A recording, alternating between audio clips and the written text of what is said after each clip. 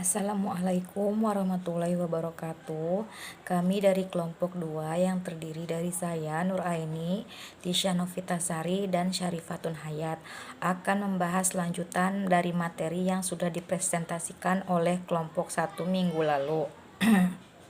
Dimulai dari saya, yaitu pembahasan mengenai konstruksi pengetahuan kognitif.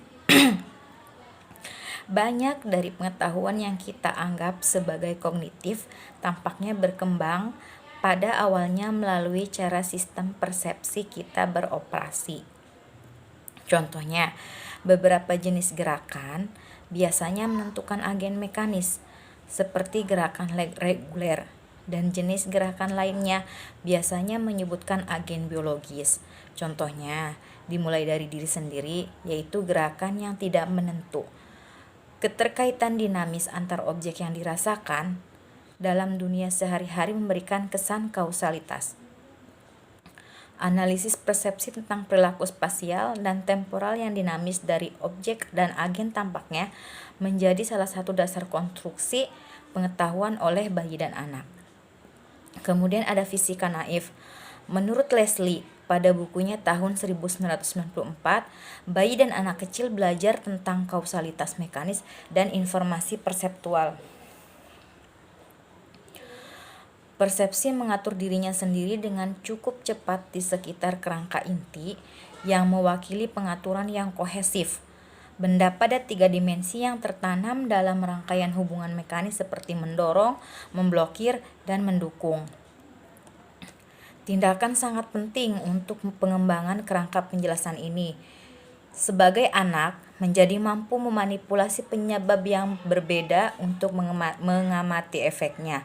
Pembelajaran lebih lanjut, terjadi prinsip kausal seperti urutan temporal, intervensi dan situasi, dan pengetahuan kata nyata tentang kemungkinan sebab dan akibat.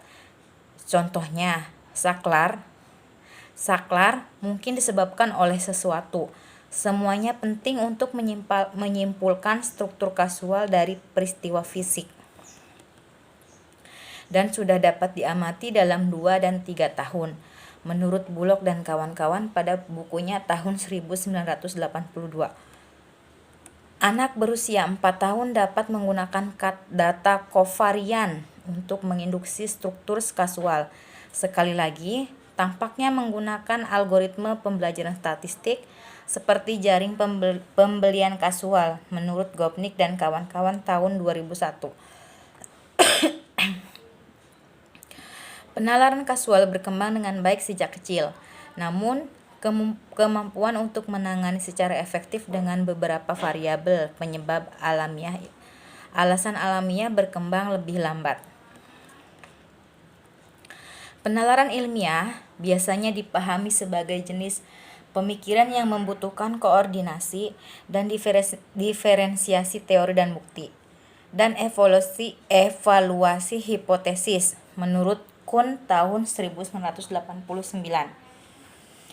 Penelitian menunjukkan bahwa anak-anak berusia 6 tahun memahami tujuan pengujian hipotesis dan dapat membedakan antara pengujian yang meyakinkan dan tidak meyakinkan dari hipotesis tersebut dalam keadaan sirkus yang disederhanakan. Itu menurut Sodian dan kawan-kawan pada bukunya tahun 1991. Menurut Kuhn dan kawan-kawan tahun 1995, anak-anak lebih miskin dalam penalaran ilmiah dalam situasi ketika mereka harus mengabaikan pengetahuan dan alasan mereka yang sudah ada sebelumnya, murni berdasarkan data, dan ketika mereka harus mengingat banyak variabel sekaligus. Tetapi, orang dewasa juga buruk dalam hal ini. Ada bias konfirmasi dalam penalaran manusia, kecenderungan untuk mencari bukti kausal yang konsisten dengan keyakinan seseorang sebelumnya. Ini adalah sumber utama kesalahan inferensial dalam bidang-bidang yang berbeda seperti sains, ekonomi, dan hukum, serta mempengaruhi pemikiran anak-anak. Menurut Goswami tahun 2014, memang ketika anak-anak yang lebih kecil memiliki keyakinan sebelumnya, yang lebih sedikit daripada orang dewasa. Alasan mereka bisa lebih efektif. Contohnya, usia 6 tahun mengungguli orang dewasa dalam masalah tarif dasar statistik, seperti memutuskan apakah seorang gadis cantik kemungkinan besar akan mencoba posisi sebagai pemandu sorak atau posisi di band sekolah. Informasi tingkat dasar adalah bahwa dalam kelompok yang terdiri dari 30 anak perempuan, 10 ingin menjadi pemandu sorak dan 20 lagi ingin menjadi anggota band sekolah. Anak-anak lebih cenderung menjawab dengan benar, band sekolah. Karena apa? Karena mereka kurang dipengaruhi oleh pengetahuan stereotip yang diperoleh melalui pengalaman.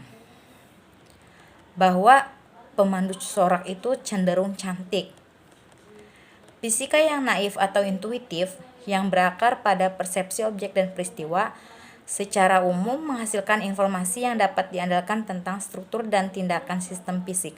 Namun, beberapa kasus fisika naif memunculkan model yang menyesatkan dari struktur kasual fisik dunia. Misalnya, kebanyakan anak-anak atau orang dewasa menggunakan teori gerak proyektil pra-Newtonian dorongan, misalnya Vienot 1979. Biologi yang naif mengamati objek yang bergerak, berubah kecepatan atau arahnya memberikan informasi penting tentang animasi. Anak-anak belajar bahwa hal-hal yang bergerak sendiri adalah agen yang bernyawa dan bahwa gerakan mereka tidak dapat diprediksi tetapi disebabkan oleh keadaan internal mereka sendiri. Menurut Gelman dan Over 2010. Entitas biologis juga dapat tumbuh lebih tinggi atau lebih gemuk. Mereka dapat mengubah warna atau bentuknya. Contohnya, ulat menjadi kupu-kupu, dan mereka dapat mewarisi karakteristik dari nenek moyang mereka. Banyak dari pengetahuan biologis yang naif ini hadir pada usia 3-4 tahun. Persepsi perseptual adalah sumber informasi penting lainnya dan biasanya merupakan indikasi yang dapat diandalkan bahwa objek berbagi sifat ini seperti darah, tulang, atau selulosa. Ketika informasi perseptual tidak dapat diandalkan, bahkan 2 tahun memprioritaskan kesamaan struktural, misalkan memiliki tulang dalam mengkategorikan jenis biologis. Sekali lagi, anak-anak melampaui pembelajaran perseptual dari informasi statistik tentang fitur bersama dan seterusnya, dan membangun kerangka kerja penjelasan kasual mengenai struktur dan tindakan sistem biologis. Statistik kejadian bersama, misalnya bahwa bulu nyata muncul bersamaan dengan sayap saat terbang dan dengan berat badan ringan, membantu anak membedakan kategori seperti burung. Tetapi orang dewasa memiliki teori tentang mengapa fitur-fitur ini belajar berjalan bersama yang melibatkan hubungan sebab akibat. Orang dewasa percaya bahwa ada suatu tingkat kebutuhan yang biasa-biasa saja dalam menutupi berat badan rendah, bulu dan sayap pada burung karena ciri-ciri ini memudahkan penerbangan. Anak-anak tampaknya membangun sistem penjelasan biasa yang serupa.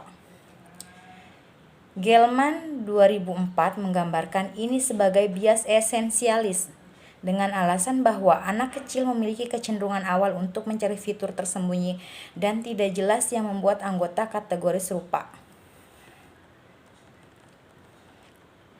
Psikologi naif dan teori pikiran. Kerangka penjelasan kasual yang dihasilkan anak-anak untuk menjelaskan perilaku manusia disebut teori pikiran. Bayi dan anak-anak mengembangkan pemahaman tentang kausalitas psikologis dengan menggunakan mekanisme pembelajaran yang sama-sama dibahas sebelumnya. Mereka mempelajari korelasi dan probabilitas bersyarat yang tertanam dalam perilaku manusia di sekitar mereka. Misalnya, jenis peristiwa yang mengarah pada kebahagiaan atau kemarahan. Mereka mengamati tindakan yang diarahkan pada tujuan dan mendorong niat. Mereka mengamati respons emosional dan menyebabkan penyebab. Mereka mengikuti pandangan orang lain dan menimbulkan minat atau niat. Mereka terlibat dalam perhatian bersama dengan pengasuh, misalnya tentang mainan bersama, dan mereka mempelajari kemungkinan sosial. Pembelajaran sosial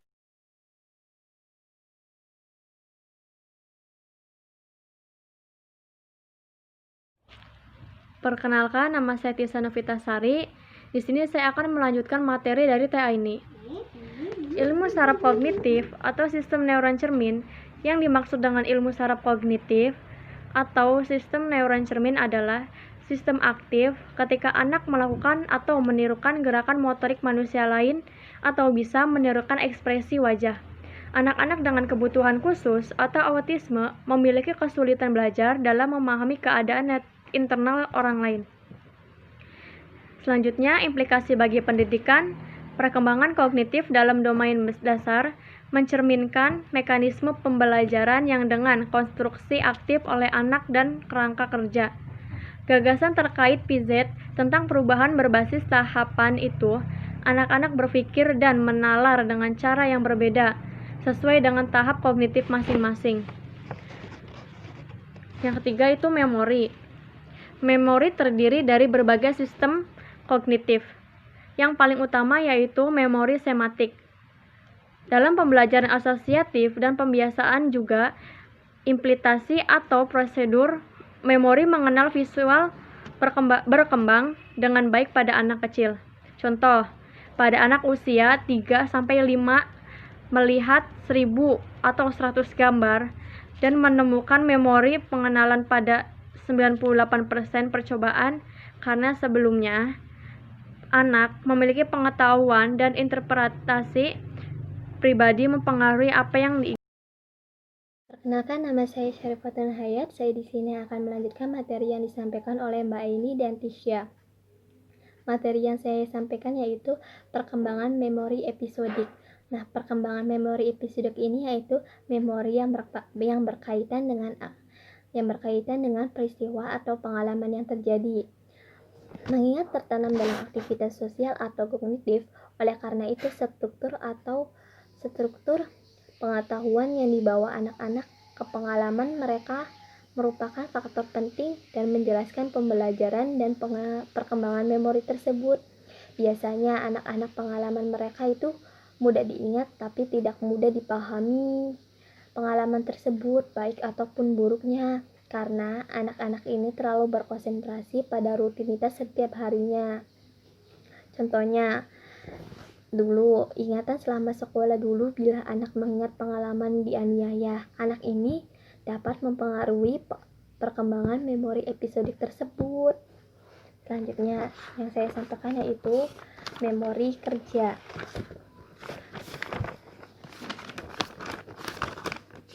Memori kerja ini meningkat seiring pertumbuhannya usia. Cenderung stabil biasanya pada masa remaja. Memori kerja buruk saat ini tidak dipahami dengan baik, misalnya kualitas lingkungan belajar sosial dan intelektual di rumah tampaknya tidak berhubungan dengan perbedaan individu. Perkembangan memori kerja penting untuk perkembangan metakognisi dan perkembangan membaca. Untuk pendidikan bahwa anak-anak kecil memiliki ingatan semantik dan episodik yang sangat baik.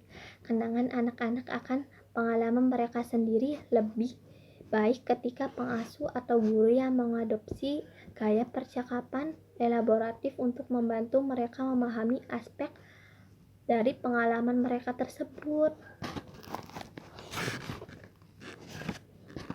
Terima kasih.